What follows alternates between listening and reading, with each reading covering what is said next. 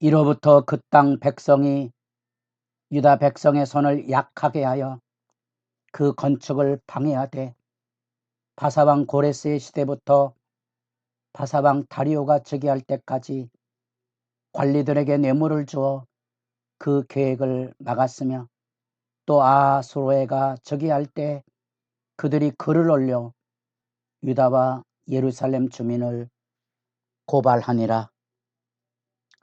새벽을 깨우는 거룩한 기도자 여러분, 믿음의 선한 싸움에 언제나의 당당함이 분명해서 선으로 악을 이기는 믿음의 진실이 주 안에서 정직하고 올곧게 삶으로 나타나는 일에 바르기를 소망합니다.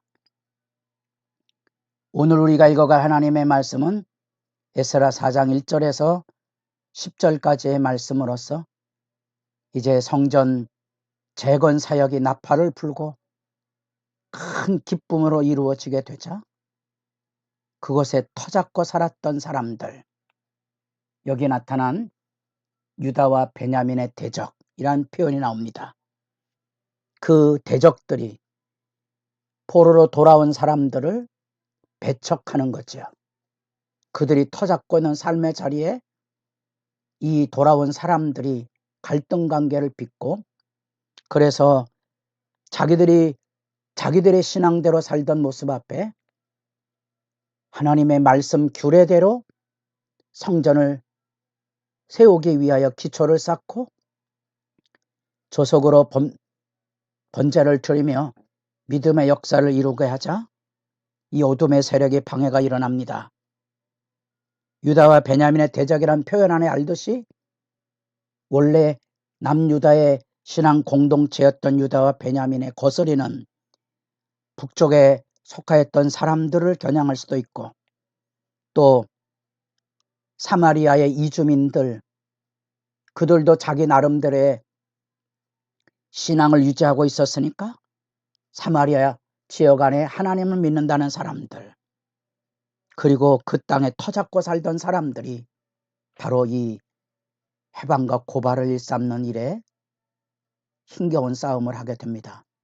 우리는 이 안에서 그들이 고레스가 하나님의 백성들 돌아가라고 일깨웠던 538년에 그들이 성전을 건축한 것은 516년입니다. 20여 년의 시간이 왜 지체되었는지, 여러 가지 상황의 어려움들을 우리가 충분히 이런 회방과 고발 사건 앞에, 그리고 학계가 말한 대로 믿음이 지쳐 있어 조그만 어려움이 와도 믿음이 무너진 안타까움의 배경들을 말씀 안에서 생각해 보게 됩니다.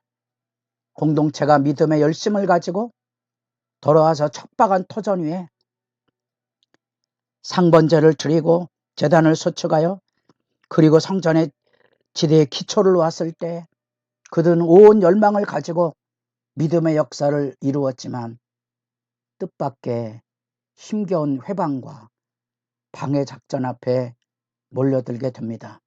그 대적은 일종의 기득권 세력들이죠. 아까 얘기했던 다양한 무리들이 그곳에 터잡고 살면서 자기들의 주도권과 입지를 선전하려고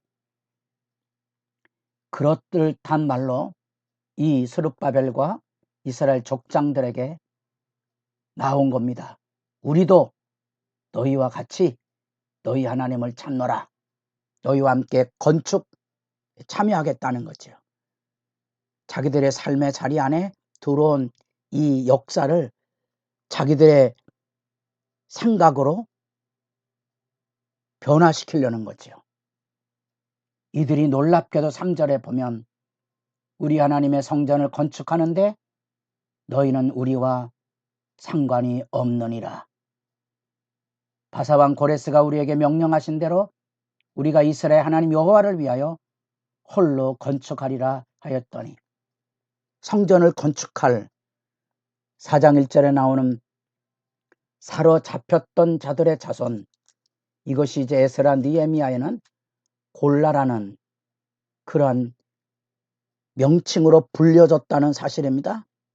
이 포로의 절망을 딛고 하나님의 약속을 입어 돌아왔던 이 사로잡혔던 자들의 이 골라라는 이 공동체는 우리들이 성전을 지을 책임이 있는 거지, 너희들은 이것에 상관할 바가 없다고 지금 못을 분명히 받고 있는 겁니다.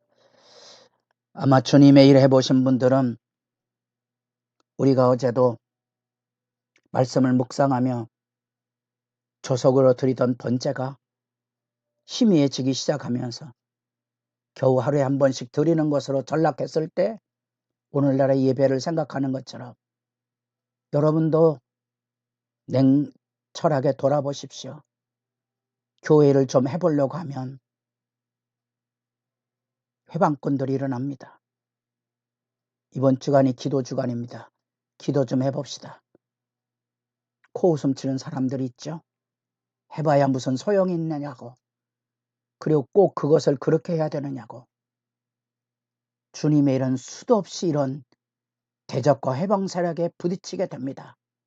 어쩌면 우리가 건강을 지켜가는 것도 하나님이 주신 이 생명의 활동이 일어날 때 끊임없는 회방과 대적이 있죠. 우리 몸도 싸워 이겨내야 됩니다. 싸워 이겨내지 못하면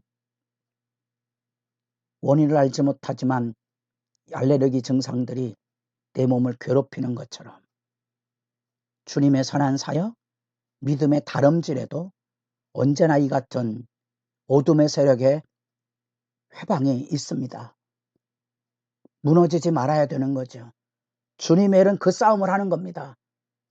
악의 세력에 대하여 악으로 싸우지 아니하고 믿음으로 기도로 싸워서 악을 이겨내는 싸움을 하는 겁니다. 그게 믿음의 싸움입니다. 그래서 이 싸움 앞에 그들은 단칼에 우리 하나님의 성전을 건축하는데 너희는 우리와 상관이 없느니라. 이것은 이후에 에스라 느헤미야로 건너가며 그 시대 안에 이방 여인을 취하여 결혼한 자들은 그들을 다 내쫓으라는 그런 얘기 안에 거룩 공동체 이상을 우리가 좀 진지하게 고민하고 아파하며 생각해 보는 겁니다. 그것이 도덕적인 의미는 나중에 살펴볼 거지만 우리가 믿음의 길 걸어갔을 때 하나님의 말씀의 규례 앞에 분명한 하나님의 뜻에 규례 세우지 않으면 언제나 흔들릴 수밖에 없는 거죠. 타협이 우리에게 더불어 살아가는 지혜일 수도 있지만 분명한 신앙의 노선은 분가름을 하지 않으면 흔들릴 수밖에 없는 거지요. 이게 우리 믿음의 여정 앞에 늘 어려운 문제입니다. 우리가 교회 연합을 합니다. 연합 활동은 언제나 그 안에 문제를 잉태하기 마련입니다. 분명한 것은 기준이 세워져야 됩니다. 성경 66권을 하나님의 말씀으로 믿는가? 삼위일체 하나님에 대한 바른 신앙 고백을 가지고 있는가? 플러스 권력이나 돈, 이권이 개입되지 않는 이런 분명한 단호한 원칙이 필요합니다. 이런 원칙을 지키지 못하면 믿음의 순수성, 교회의 순결성을 지키기 어려운 거죠. 이후에 다시 살펴보겠습니다만 이게 그렇게 간단한 문제가 아닌 겁니다. 그 문제 안에 이 악의 세력은 무섭죠. 법적으로 외교적으로 대응을 합니다. 페르시아 왕들에게 고발장을 지속적으로 올려서 지금 진행하고 있는 성전 건축을 악의적으로 비평하고 이게 마치 제국에 반하는 반역의 무리들처럼 그렇게 고발하는 내용들이 지속적으로 이루어집니다. 여기 고레스 시대부터 다리오 왕, 아하수에요, 그 다음에 여기 아닥사스다까지 내려오거든요. 이게 페르시아 왕의 중요한 계보입니다. 성전 건축을 할 때 왕들이 바뀌어도 이런 법적 외교적 대응을 통하여 성전 건축을 회방하고 있는 악의 세력과 활동들을 주목해 볼 필요가 있습니다. 새로운 신앙 공동체 건설에 주변 세력 회방은 우리가 믿음을 지키는 데 있어서 때로 내가 하나님 앞에 믿음대로 살려고 하면 부모라도 걸림이 되고 회방이 될 수 있다는 사실. 아픈 싸움을 싸워가서야 됩니다. 믿음의 정직함을 가지고 서야 됩니다. 이제 교회 안에 새로운 일꾼을 세우는 연말이 되었습니다. 회개년도. 저는 공동체가 이 악의 회방에 대하여 깨어 분별력을 갖지 않으면 늘 아픔에 굴복하는 수치의 기간들을 만나게 됩니다. 믿음 앞에 깨어 있으십시오. 언제나 이 기득권 세력, 회방 세력, 자기 잘난 오만한 사람들이 일어나 유혹하고 협상하고 고발하고 무너지게 만들 것입니다. 단칼에 잘라내고 믿음의 양심과 진리의 온고성을 지켜가는 일, 그것이 믿음의 싸움의 중요한 과제입니다. 매일 매 순간 이런 유혹과 회방과 핍박은 다가옵니다. 지금 성전 건축에도 그러하고 이제 똑같이 에스라 4장뿐 아니라 여러분이 느헤미야 4장에 내려가면 또다시 4장 5장에 이어지는 연관 속에 성벽 건축을 하는 느헤미야에게도 이 동일한 주변 세력의 회방이 이루어지고 그것이 법적인 고발로까지 이어지는 참담한 현실.